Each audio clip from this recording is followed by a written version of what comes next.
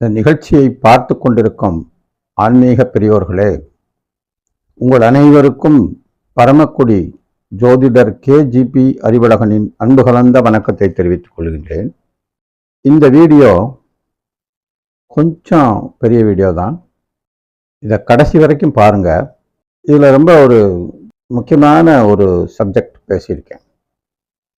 ஜோதிடத்தில் நிறைய பேர் எனக்கு நல்ல நேரம் இருக்கா, எனக்கு எப்போ பணம் கிடைக்கும், பொருள் கிடைக்கும், நான் பெரிய ஆளாக வருவேனா, அப்படி கேட்குறவங்க கூட உங்களுடைய எண்ணங்கள் பார்த்தீங்கன்னா, காரணம் என்னென்னா, நான் பொருளாதாரம் எனக்கு ரொம்ப பெரிய அளவில் கிடைக்கணும், திடீர்னு ஒரு அதிர்ஷ்டமாக பெரிய அளவில் கிடைச்சா கூட அதான் நான் மற்றவங்களுக்கு கொடுத்து உதவணும், அதுக்காகவாவது எனக்கு பொருள் கிடைக்கணும் அப்படின்னு கேட்குறவங்களும் உண்டு.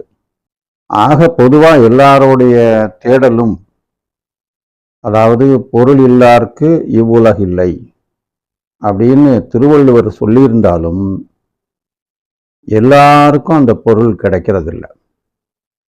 நிறைய பேருக்கு கர்ம வினையின் காரணமாகவோ அல்லது ஏதாவது ஒரு காரணத்தினால அவங்களுக்கு அந்த பொருள், எதிர்பார்த்த பொருள் கிடைப்பதில்லை,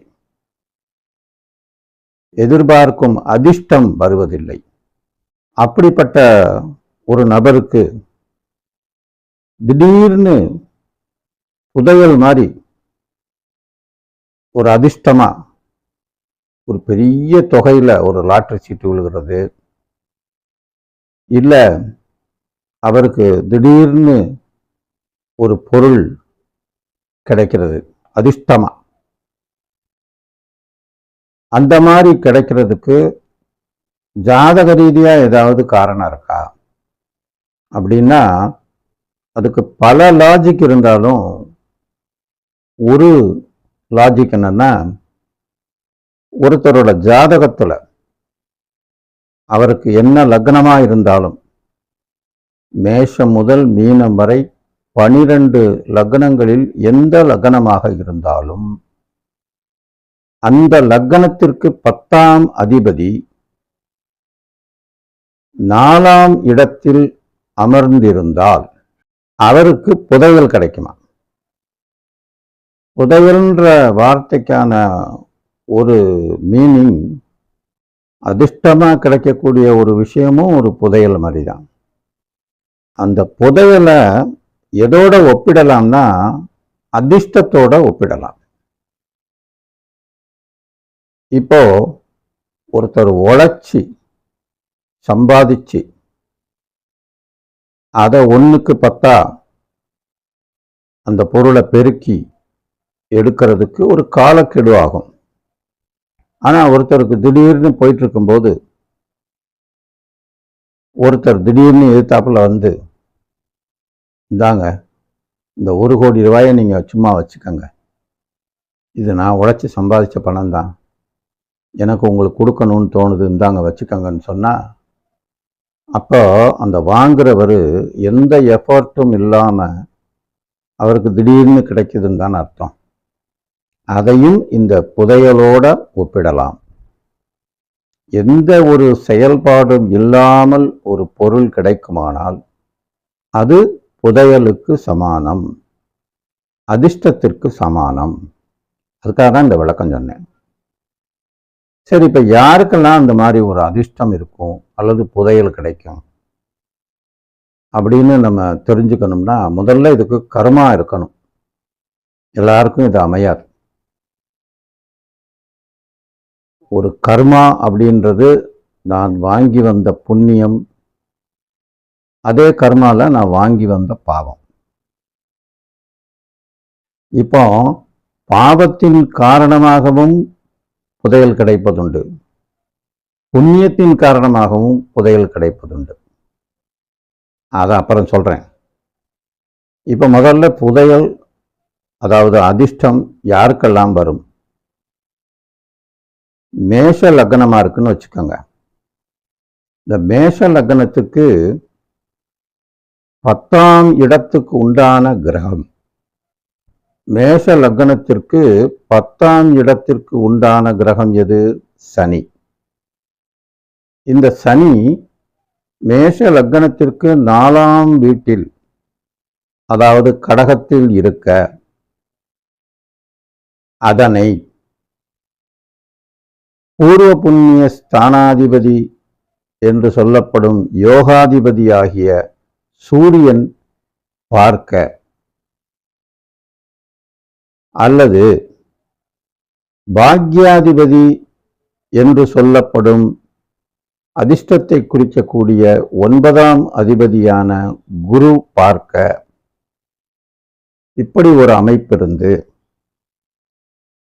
அந்த குரு அந்த 10ஆம் வீட்டில் இருந்து 7ஆம் பார்வையாக சனியை பார்க்குதுன்னு வச்சுக்கோங்க. அந்த மாதிரி பார்க்கும் பொழுது அந்த குரு உத்திராட நட்சத்திரத்தில் இருந்தால் அது யோகாதிபதி சாரம் பெறுகிறது.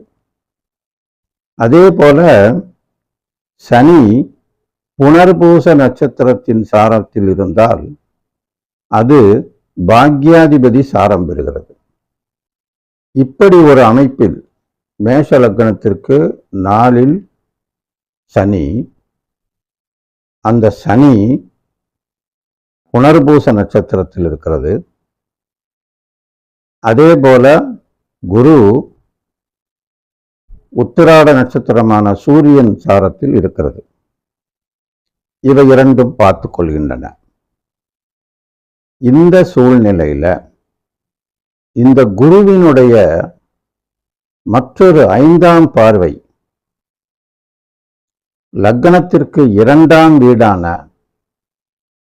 ரிஷபத்தில், மேஷ லக்னம்னு முதலே சொன்னேன், மேஷ லக்னத்துக்கு 2ஆம் வீடான அந்த ரிஷபத்தில் செவ்வாய் இருக்க, இந்த குரு நேர அந்த 5ஆம் பார்வையா செவ்வாயை பார்க்குதுன்னு வச்சுக்கோங்க.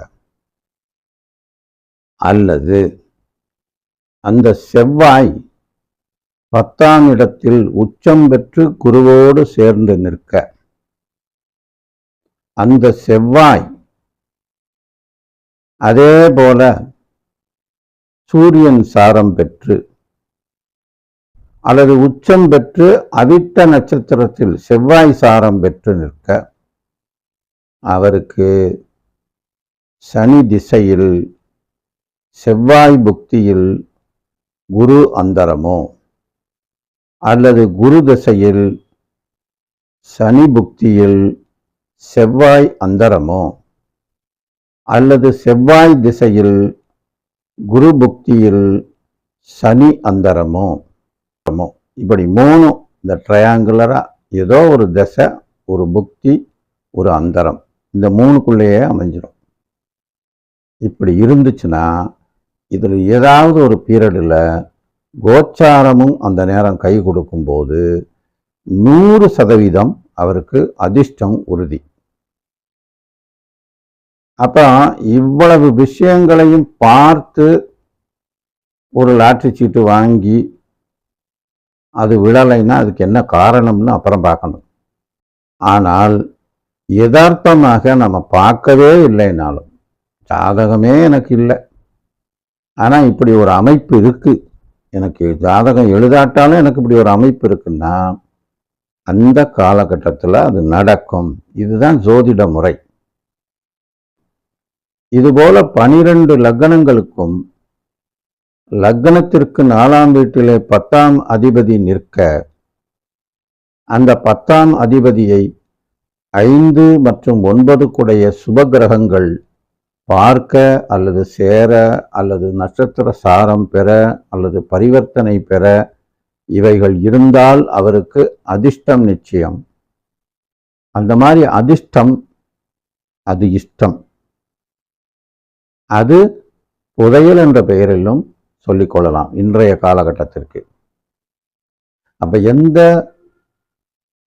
உழைப்பும் இல்லாமல், எந்த ஒரு முயற்சியும் இல்லாமல், தானாக எதிர்பாராத அளவில், எதிர்பாராத விதத்தில் கிடைக்கக்கூடிய, அதிர்ஷ்டமாக கிடைக்கக்கூடிய ஒரு பெரும் பொருள் பிரமிக்கத்தக்க மிகப்பெரிய தொகை அல்லது விலைமதிப்பற்ற பொருள் கிடைக்க வேண்டுமென்றால் இதுபோன்று 12 லக்னங்களுக்கும் 10 கிரகம் நாளில் நிற்க அந்த 4ஆம் இடத்தில் இருக்கின்ற கிரகத்தை 5 கிரகமும் 9 கிரகமும், அதாவது அந்த லக்னத்திற்கு சுபர்கள் பார்க்க அல்லது சேர அல்லது நட்சத்திர சாரம் பெற நிச்சயமாக அவருக்கு புதையல் உண்டு. நேயர்களே, மீண்டும் இதுபோல சுவாரஸ்யமான ஒரு ஜோதிட துணுக்குடன் உங்களை சந்திக்கும் வரை உங்களிடமிருந்து நன்றி கூறி விடைபெறுவது உங்கள் அன்பு பரமக்குடி ஜோதிடர் KGP அறிவழகன். நன்றி, வணக்கம்.